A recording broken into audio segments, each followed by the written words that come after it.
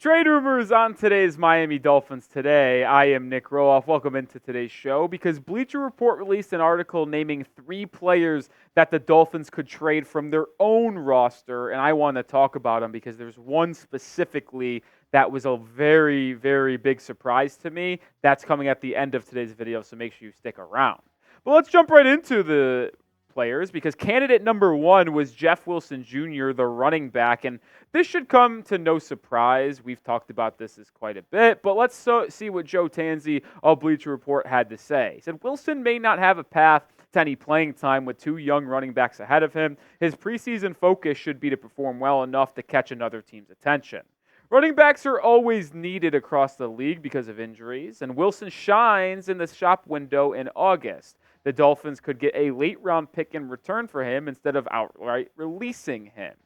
And I think that last point there from Joe makes a lot of sense. Like, I would be stunned, shocked, appalled, whatever adjective you want to use, for Jeff Wilson to make the 53-man roster. I just don't see that happening. So if there is no way of him making this roster, then doing a trade obviously is the best case scenario for Miami and Chris Grier to get something in return. So I would expect to see Jeff Wilson get some good amount of carries in the preseason to try to get that value up. And if an injury occurs across the league, Jeff Wilson, say what you want about him and his role last year on the team as it went down with De'Von Achane coming on board and Raheem Mostert's breakout. Like, he is still one of the better experienced guys. He just doesn't have a role on this team. Like, think about it. We mentioned Achane. We mentioned Raheem Mostert.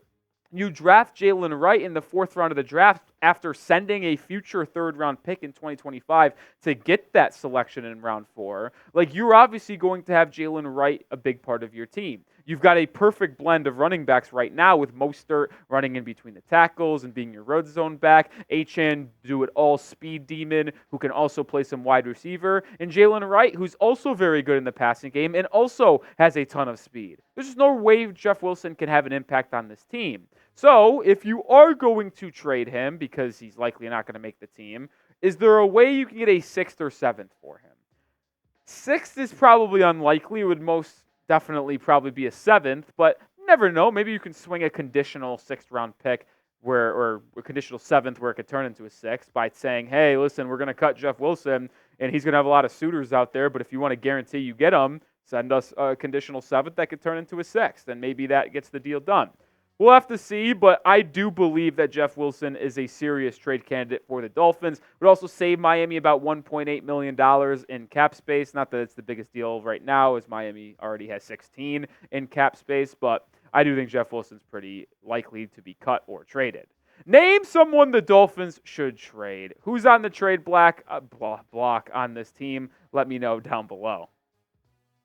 Candidate number 2, named by Bleacher Report, Mike White. This is also another player that we have talked about in the past, and it should not come to any surprise for you at home either. Mike White would save about $3.8 million in cap space for Miami, but here is what Joe Tanzi had to say on Mike White potentially getting traded. Mike White could fall into the list of tradable players depending on what happens league-wide with quarterback injuries. Of course, Miami has to trust Skylar Thompson as a worth backup to Tua Tagovailoa to move on from White, but if that is the case, it could at least entertain offers for its backup signal caller. As I mentioned, Mike White would free up about $3.5 million in cap space, so that is also a very lucrative side of making a deal for Mike White to go somewhere else as well. And listen, he's a backup quarterback. What else can you expect? You brought him in here. Like, I don't really know if you need him. I really don't. Like, he didn't really play that much last year because Tua was able to play in all 17 games, only threw 6 passes, 5 of 6, 74 yards, 1 touchdown, 1 pick.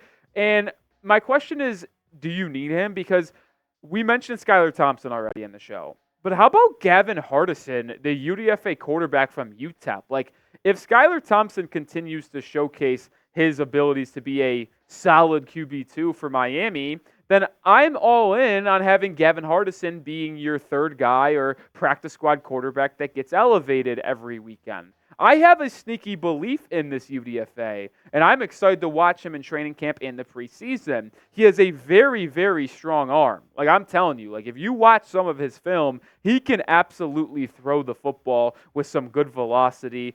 Not the best accuracy, though. That is the issue with him, going to be honest. Only completed about 57% of his passes at the college level. Obviously didn't play in a Power 5 conference either, so that's a bit concerning. But when you just factor in his size and his arm strength, he's someone that, if Miami is able to develop a little bit, could be a fine backup and a hidden gem that the Dolphins found in undrafted free agency.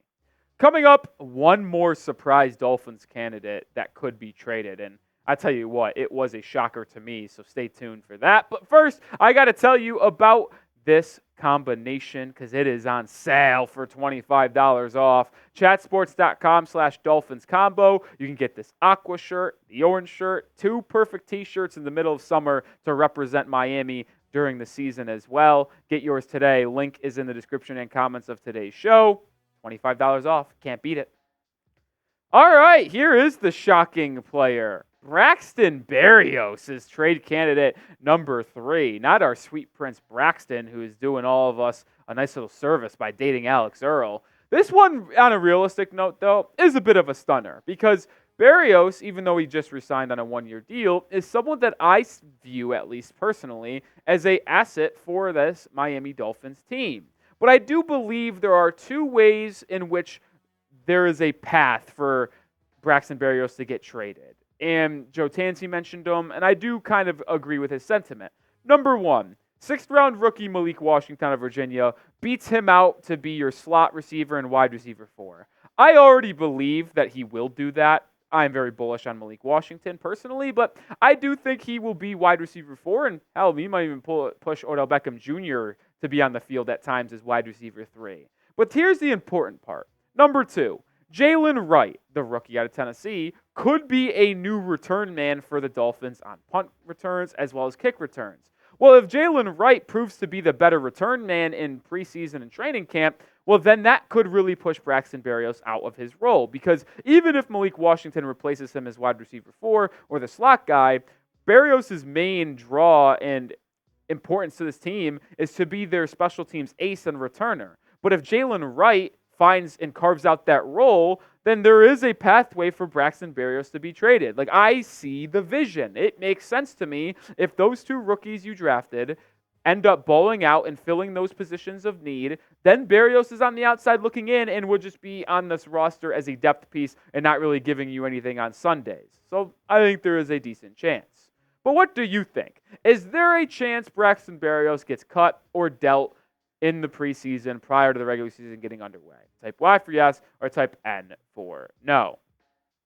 If I'm going to be honest, I would probably try to keep Braxton Berrios, even though I could see a pathway to where he gets beat out by the couple of rookies. He is still a little bit of a decent receiver. Like in 23, he had 27 catches, 238 yards. He's not great, but he's not terrible either.